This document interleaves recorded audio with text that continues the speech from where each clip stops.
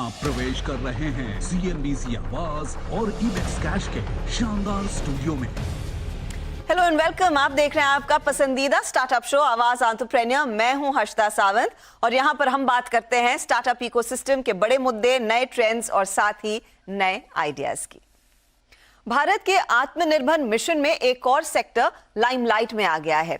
सरकार ने हाल ही में ड्रोन और ड्रोन पार्ट्स के लिए 120 करोड़ की प्रोडक्शन लिंक्ड इंसेंटिव योजना को मंजूरी दी है। इस पॉलिसी का मकसद ड्रोन सेक्टर में इनोवेशन और मैन्युफैक्चरिंग को प्रमोट करने के साथ रोजगार पैदा करना है। सरकार को उम्मीद है कि देश में ड्रोन मैन्युफैक्चरिंग मौजूदा 60 करोड़ की तुलना में FY24 तक 900 करोड़ तक बढ़ेगी और लगभग 10,000 डायरेक्ट जॉब्स क्रिएट होंगे। भारत में फिलहाल 191 स्टार्टअप्स हैं जो इस सेक्टर में काम कर रहे हैं। ड्रोन PLI और ड्रोन पॉलिसी के नियमों में जो ढील दी गई है, इसके बाद मैदान कितना खुल रहा है और खासकर क्या अब इन स्टार्टअप्स में वेंचर फंड्स का निवेश और भी बढ़ेगा। इसी पर बात करने के लिए मेरे साथ जुड़ रहे हैं कुछ खास मेहमान। देश की सबसे बड़ी ड्रोन स्टार्टअप आइडिया फोर्ज के को-फाउंडर विपुल जोशी, स्काईलार्क ड्रोन्स के को-फाउंडर मृणाल पाई और ब्लूम वेंचर्स के डायरेक्टर अर्पित अग्रवाल। आप तीनों का ही स्वागत है। इस सेक्टर में काफी एक्शन होने वाला है और ड्रोन सभी लोगों को काफी एक्साइट भी करते हैं, क्योंकि आप कह सकते हैं आम आदमी के आउट ऑफ रीच थे, लेकिन पॉलिसी आसान हुई, PLI आई तो बड़े बदलाव आएंगे। विपुल, मैं शुरुआत आपसे करना चाहूंगी। इस PLI के क्या मायने हैं आपकी कंपनी के लिए और खास तौर से इस सेक्टर के लिए? शुक्रिया। तो PLI स्कीम की वजह से जो परिवर्तन इस पूरे सेक्टर में आया है, एक तो सबसे पहला प्रभाव ये है कि इस सेक्टर को एक पहचान मिली है। एक ड्रोन जो पहले केवल एक टेक्नोलॉजी, एक रोबोटिक्स का प्रशिक्षण माना जाता था, आज के कारण को पूरा एक उद्योग के रूप में समझा जाएगा। और पूरी जो स्कीम है उसमें ना कि हमारी कंपनी, जबकि इस इंडस्ट्री के सारे जितने भी दूसरे उद्योगी हैं उन सभी को इसका पूरा फायदा एक आर्थिक तौर से तो मिलना ही है। उसके अलावा जो कंपोनेंट वगैरह जो आज की देश तारीख में हम बाहर से इंपोर्ट करते हैं, उसकी सुविधा का एक लोकल डेवलपमेंट होना, प्लस जो अपना टैलेंट है उस पूल का एक एक्सपेंशन होना, एज वेल एज जो अपने फाइनेंशियल इंस्टीट्यूशंस हैं उनको एक कॉन्फिडेंस आना on this particular industry as well for support as well as long term benefits। Mrinal, आप इस PLI को कैसे देख रहे हैं? क्योंकि सरकार का मकसद साफ है, एक तरफ जॉब्स बढ़ाने हैं, दूसरी तरफ भारत में मैन्युफैक्चरिंग को बढ़ावा देना है। क्या आपको लग रहा है आप जैसी कंपनियां बड़े पैमाने पर अपने बिजनेसेस को इस PLI के बाद स्केल करती दिखाई देंगी? ये हमारे हिसाब से आई थिंक सबसे बिगेस्ट बूस्ट है इस इंडस्ट्री के लिए। अगर आप हिस्ट्री अगर ट्रेस करोगे तो अभी 2014 में इसी एक्साइटमेंट, ड्रोन्स की जो एक्साइटमेंट है, उसी एक्साइटमेंट के वजह से ड्रोन्स बैन हुए थे इस कंट्री में। उसके बावजूद जो हमने जो इनोवेशन देखा है इस इंडस्ट्री में, सिंपली बिकॉज जो बेनिफिट इस ड्रोन्स के हैं, स्पेशली जो अभी कोविड टाइम में जो अभी निखर के आया हुआ है, अभी लोकस स्प्रेइंग के लिए यूज हो रहे हैं ड्रोन्स, क्राउड सर्विसेज के लिए यूज हो रहे हैं, mining companies, construction companies satellite images के इक्विवेलेंट ड्रोन्स को यूज करके अभी अपने साइट को रिमोट घर बैठ के अभी रिमोट मॉनिटर कर रहे हैं। ये जो बेनिफिट्स अभी आए हैं और जिस तरीके से हमने इनोवेशन देखा है इस कंट्री में, स्पेशली जो स्टार्टअप्स के हैं हमारे तरह, जहाँ पे मैन्युफैक्चरिंग के अलावा जो सर्विसेज और सॉफ्टवेयर वैल्यू है ड्रोन्स के ऊपर, जिसका हमने अभी देखा है बढ़ते हुए। और ये जो भी PLI स्कीम आया हुआ है जिसमें अभी सिर्फ मैन्युफैक्चरर्स भी नहीं, drone component manufacturers, IT product manufacturers, सबको इंक्लूड करके जो स्कीम बनाया गया हुआ है, ये सेक्टर के लिए काफी बड़ा बूस्ट हम मानते हैं। तो मुझे ये बताइए मृणाल, अब तक आप लोग अपने कंपोनेंट्स क्या बाहर से ला रहे थे? क्या ज्यादा इंडिजिनाइजेशन होगा, यानी कि भारतीय कंपोनेंट्स को आप प्रेफर करेंगे इस समय लेना, और वो फिर आपके लिए क्या कॉस्ट्स कम होते दिखाई देंगे? हमारे लिए fact of the matter is that कि आज प्रॉब्ली 90% ऑफ ड्रोन्स इंडिया में जो है आर इम्पोर्टेड। एटलीस्ट अगर ड्रोन्स कंप्लीटली इम्पोर्ट नहीं है तो कंपोनेंट्स इम्पोर्ट होते हैं, पर वो changes already we have been noticing, because जो इलेक्ट्रॉनिक्स पार्ट्स जो होते हैं, जो बैटरीज जो यूज होते हैं, मोटर्स जो यूज होते हैं, because of innovation in other sectors, for example electric vehicles, जो भी हो रहा है in the overall electronics ecosystem, उसका बेनिफिट ड्रोन्स को ऑलरेडी मिल रहे हैं। और while we may be few years behind compared to global market, वो कैचअप जरूर हो सकता है over the next 3 years। जो टारगेट जो लगाया है गवर्नमेंट ने, आई थिंक इस 3 years में कैचअप हो सकता है। और यही पॉइंट है हमारा कि जो पब्लिकेशन आया हुआ है मिनिस्ट्री की तरफ से कि 10,000 डायरेक्ट जॉब्स फ्रॉम मैन्युफैक्चरिंग जी, but maybe around 5 lakh jobs from services and software sector. Or services and software sector तो is our skill as the Indian economy, or that we believe is going to be a large job generator, जहाँ पे drone pilots as a new profession निकल के आएगा। drone pilot training schools will be mandated है for drone operations। that ecosystem will evolve। so manufacturing के अलावा भी जो affiliated industry ecosystem है, that we believe will also grow tremendously। तो स्काई इज द लिमिट जो कहते हैं आम भाषा में, जब एक बड़ा मौका आता है, एक बड़ी अपॉर्चुनिटी आती है, नई अपॉर्चुनिटी आती है, वो डेफिनेटली इस सेक्टर के लिए ठीक बैठती है। अर्पित, एक चीज मैं आपसे समझना चाहूंगी, और मेरे पास कुछ डेटा है कि अब तक भारतीय कंपनियों में 2011 से 2021 का जो डेटा मैंने निकाला, $42 मिलियन तक का निवेश हुआ इस सेक्टर में, जहां पर यूएस में $4 बिलियन से ज्यादा का निवेश हुआ है, ग्लोबली $6.2 बिलियन का निवेश हुआ है। क्या आप जैसे निवेशक अब इस सेक्टर में और भी निवेश करने को उत्सुक हैं? ये जो पीएलआई की स्कीम सामने आई है, जो पॉलिसी में बदलाव हुए हैं, does it excite the VCs as well? जी देखिए, हो ये रहा है कि बहुत दिनों से जो पुराना पॉलिसी था वो अलाउ नहीं करता था कई सारी चीजें, इंटरेस्टिंग चीजें करना। फ्लेक्सिबिलिटी कम थी, पेपर वर्क बहुत ज्यादा था, इसकी वजह से काम पूरा ठप पड़ा था कंपनीज का। और इस पॉलिसी के आने के बाद ये काफी चीजें स्मूथ होंगी, जैसा विपुल ने बोला और मृणाल ने भी बोला। हर तरह की चीजें आसान भी होंगी, चीपर भी होंगी और एक्सेसिबल भी होंगी। उसकी वजह से डेफिनेटली मार्केट में बूम आएगा, और जब मार्केट में बूम आएगा तो निवेशक पीछे तो नहीं रहेंगे, और हम लोग जितना हो सकता है आगे बढ़ के इन्वेस्टमेंट करते रहेंगे। अभी भी किया है हमारे सेक्टर ने और आगे भी करते रहेंगे ड्रोन की इंडस्ट्री में। ड्रोन में 2 इंपॉर्टेंट चीज है, एक है ड्रोन मैन्युफैक्चरिंग और एक है ड्रोन सर्विसेज, जैसे मृणाल ने बोला।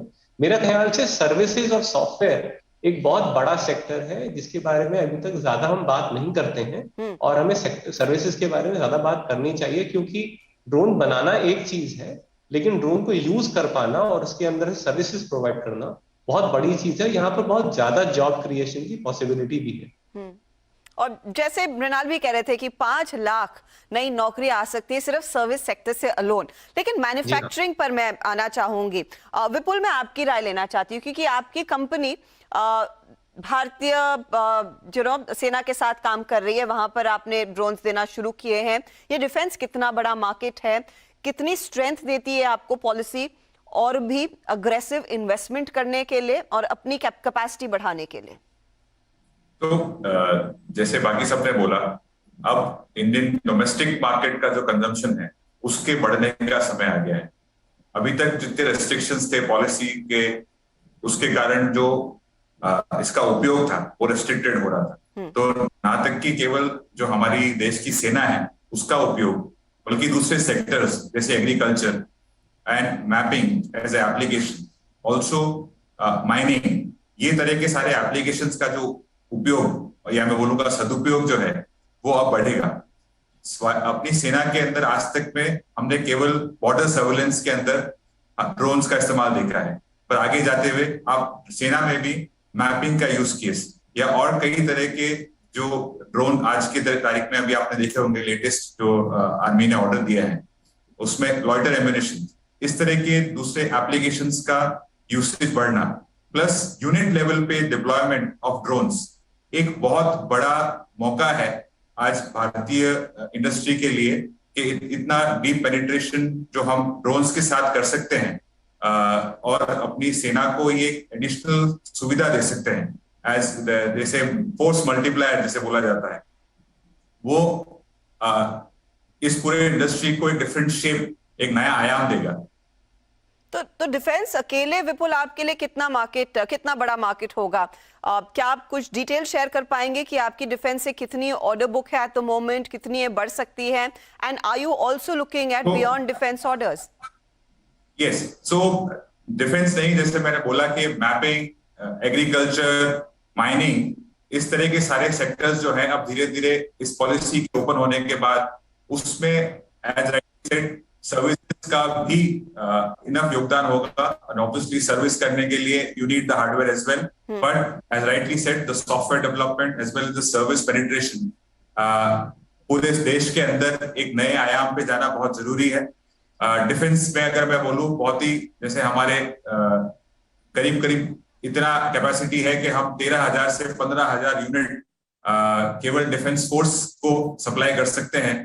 Also we have the land in India, जिसका अगर मैपिंग करने हम जाएंगे तो एटलीस्ट 2 से 3 साल, जो अभी सौमित्र योजना है हमारी सरकार ने जो लॉन्च करी पिछले साल कोविड पीक में, उसके थ्रू हमें 6 लाख विलेजेस का जो मैपिंग करना है, ये एक बहुत ही ब्रीफ डेटा है जिसके थ्रू हमें एक मार्केट को साइज करना है, एज वेल एज इसके लिए जो कैप्चरिंग का समय लगेगा। I think there is enough potential for the market to grow. वक्त हो रहा है इस चर्चा में एक ब्रेक लेने का, फटाफट लौटेंगे, आप बने रहिए सीएनबीसी आवाज के साथ।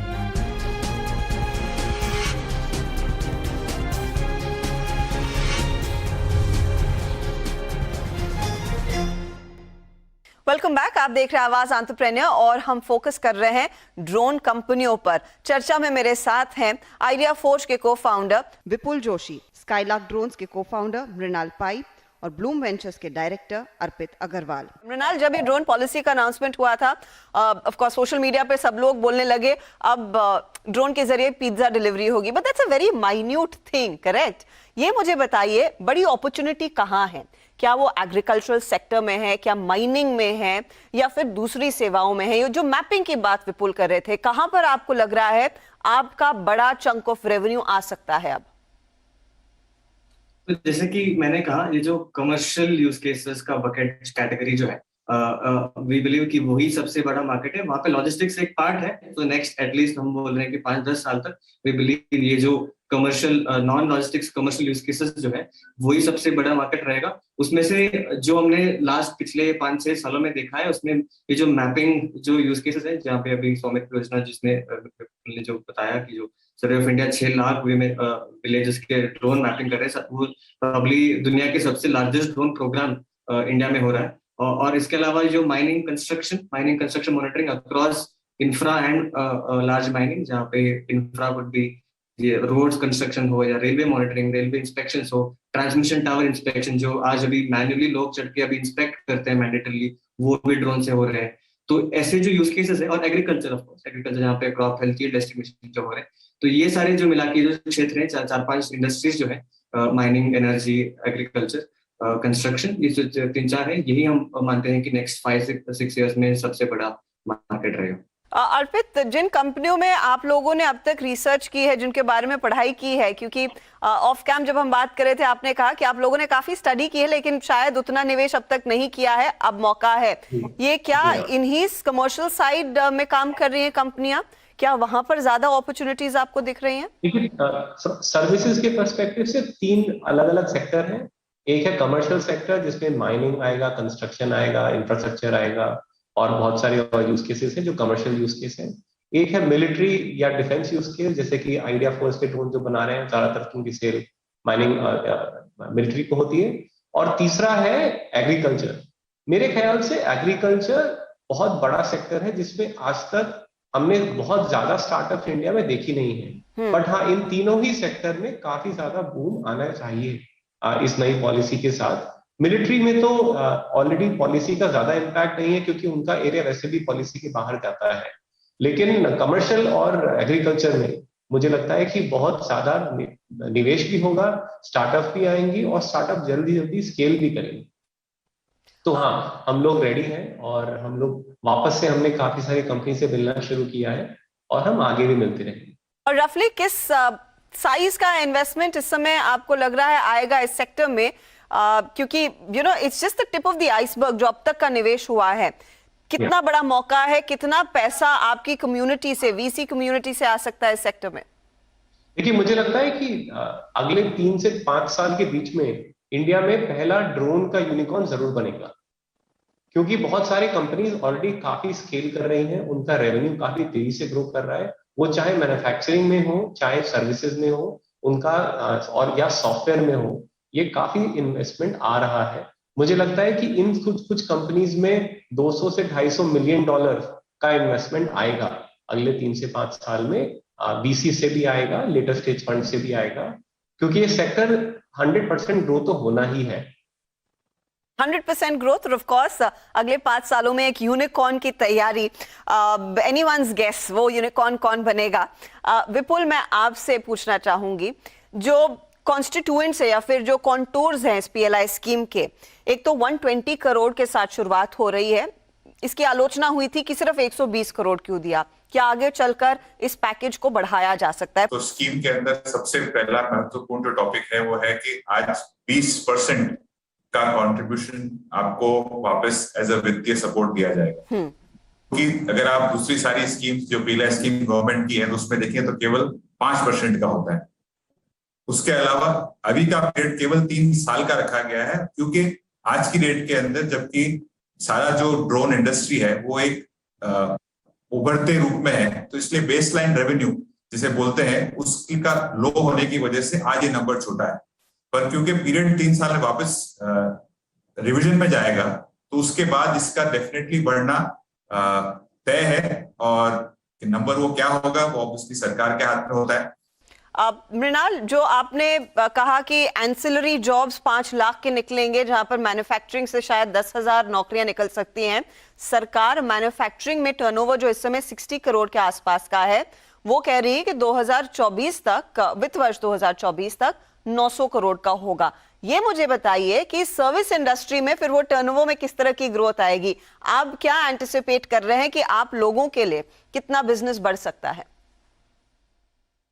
हमारा यही मानना है कि मैन्युफैक्चरिंग सेक्टर का टर्नओवर है जो है कम्युनिटी टर्नओवर जो है उससे ज्यादा ही टर्नओवर हम अगले 3 सालों में services and software skill software providers है उनके देखेंगे। बिकॉज कमर्शियल सेक्टर्स में, एंटरप्राइज सेक्टर्स में लोग कुछ डेटा या डेटा प्रोडक्ट परचेस हो रहा है यहाँ पे, तो इसीलिए वो जो उसके एफिलिएटेड जो सॉफ्टवेयर और सर्विसेज है उनकी ग्रोथ हम ज्यादातर देखेंगे। अगर इंडिया में अगर जितने मैन्युफैक्चरर्स है उससे भी ज्यादा, प्रॉब्ली 5-10 गुना ज्यादा ऑलरेडी सर्विस प्रोवाइडर्स हैं। बिकॉज ड्रोन खरीदना भी इसी आसान हो गया है, ड्रोन फ्लाई करना भी आसान हो गया है, तो एंट्री बैरियर काफी कम होते जा रहा है to be a service provider. क्या आप हमें कुछ आंकड़े दे पाएंगे कि इस समय आप जिस सेक्टर में काम कर रहे हैं, या फिर आप ही कंपनी का अगर हो सके तो उदाहरण दीजिए, आपका इस समय रेवेन्यू कहां पर है एनुअल बेसिस पर, और इसमें कितनी ग्रोथ देखने को मिलेगी से टिल 2024 या फिर 25? राइट, तो अगर आप ओवरऑल इंडस्ट्री नंबर्स अगर आप देख रहे हैं तो प्रॉब्ली यहाँ पे अराउंड 20 ऑड मैन्युफैक्चरर्स है, but already 120 odd service providers आज के दिन में ऑलरेडी है। क्यूमुलेटिव टर्नओवर हमारा मानना है, हमारे रिसर्च के हिसाब से मानना है कि cumulative turnover of service provider already manufacturers जो भी 60 करोड़ जो बोल रहे हैं उससे भी ज्यादा ऑलरेडी है सर्विस प्रोवाइडर का, और इसका ग्रोथ ऑलरेडी एक्सप्लोर हो रहा है। और ड्रोन का सबसे बड़ा ग्रोथ इनहिबिटर रेगुलेशन ही था। यहाँ पे drones as a device already available है, सॉफ्टवेयर टू एक्सटेंड अवेलेबल है, इकोसिस्टम है, पर regulation was the biggest bottleneck. और जब से वो अभी हटा है 1 महीने से, we are already seeing a large growth.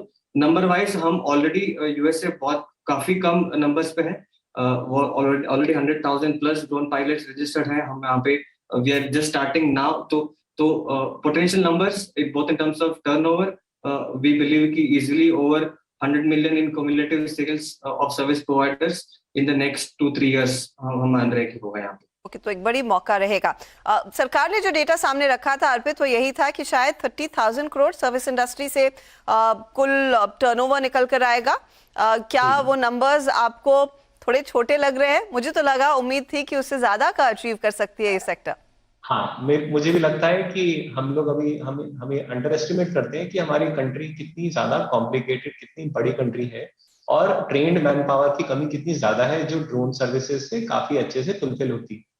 अगर ये सब चीजें सही रही पॉलिसी डायरेक्शन से, तो हम लोगों ने जब एस्टिमेट लगाया था 2019 में, हमने एस्टिमेट लगाया था कि अगले 5 साल में, ये ब्लूम का इंटरनल एस्टिमेट है, $901 मिलियन, करीब 6,500 करोड़ रुपए का ड्रोन सर्विसेज और ड्रोन मैन्युफैक्चरिंग का मार्केट होगा 2024 में। मुझे लगता है कि इस पॉलिसी के आने से ये और बढ़ेगा। ये कहना मुश्किल है कि एग्जैक्टली कितना होगा, बट ये बहुत बड़ा मार्केट है। तो फाइनली विपुल और मृणाल, मैं आपसे पूछना चाह रही हूँ, what next for ideaForge and Skylark. Vipul बताइए, अगला प्लान क्या है? क्या और इन्वेस्टमेंट करना चाह रहे हैं? कुछ आपने आइडेंटिफाई किया है, किसी तरह का कैपेक्स जो आप लगाएंगे? तो इन्वेस्टमेंट तो करना ही है। आज जब सही सपोर्ट मिला है तो टैलेंट में इन्वेस्टमेंट है, इंफ्रास्ट्रक्चर में इन्वेस्टमेंट है, नए प्रोडक्ट लाइन में इन्वेस्टमेंट है। जिस तरह के प्रोडक्ट्स आज हम बनाते हैं उसको और बेहतर, यहाँ तक कि इन प्रोडक्ट जो आज तक भारत में बने और भारत के लिए बने, अब भारत से बन के विश्व में जाएंगे, ये तक भी उसके लिए जो इन्वेस्टमेंट है वो करें। And I think the plan would be to grow the technology as much as possible. Skylark के लिए व्हाट्स नेक्स्ट, क्या प्लान कर रहे हैं आप? तो just before the policy, just 1 month before, हमने एक pre series A round investment close किया था। तो we are currently in the phase of growth. हमारा ये मानना है कि ये नेसेंसी ऑफ द इंडस्ट्री जो है, ये सिर्फ इंडिया में ही नहीं, ये ग्लोबली नेसेंट स्टेज पे है industry, and there is a lot of potential for growth globally. और and that's an opportunity, especially जो हमारी तरह जो सॉफ्टवेयर प्रोवाइडर है यहाँ पे फॉर ड्रोन, यहाँ पे ड्रोन ऑपरेशन से लेके डेटा एनालिटिक्स के जो सॉफ्टवेयर का यूज केस है, इसका पोटेंशियल मार्केट ग्लोबल है। और we already started now in the last Covid years में, we already have work in other geographies. तो expansion is a thing, and जो इंडिया मार्केट में जो बूस्ट है, जैसे पीपल ने बताया कि यहाँ पे potential demand is very large in terms of land mass, in terms of the use cases. तो we are already seeing that growth and we hope to capture as much as that. बहुत बहुत शुक्रिया मृणाल, विपुल और अर्पित हमारे लिए समय निकालने के लिए। इंटरेस्टिंग कॉन्वर्सेशन, और मैं यही कहूंगी, fly high, the sky is the limit. Take care. Thank you. Thank you. चलिए, इसी के साथ आवाज एंटरप्रेन्योर में इस हफ्ते इतना ही। आपको हमारा कार्यक्रम कैसा लगा ये हमें जरूर बताएं। हम ट्विटर और फेसबुक पर मौजूद हैं, जहां पर आप अपना फीडबैक शेयर कर सकते हैं। अगले हफ्ते फिर मुलाकात होगी। Take care.